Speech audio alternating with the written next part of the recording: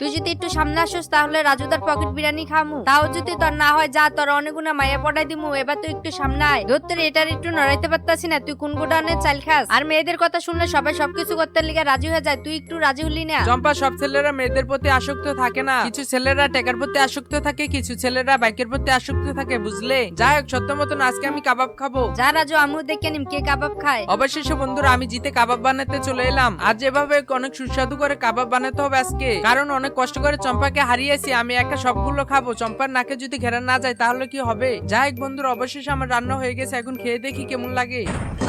কিরে কিরে, আবার ঘরের ভিতর কি হলো দেখে আসি তো। দত্তরে শুধু শুধু গেলাম, কিছু হয় নাই। কিরে, আমার চিকেন কোথায় গেল এখান থেকে? বন্ধুরা, রাজু চিকেন এখান থেকে কোথায় গেল সেটা দেখার আগে আপনি যদি আপনার মাকে একটু হলেও ভালোবাসেন তাহলে ভিডিওতে একটি লাইক করে চ্যানেলটিকে সাবস্ক্রাইব করে দিন। আর যদি বন্ধুরা আপনি যদি এগুলো না করেন তাহলে বুঝে নেবো আপনি আপনার মাকে ভালোবাসেন না। তবে আপনি যদি মা লিখতে পারেন তাহলে কমেন্টে মা লিখে যাবেন।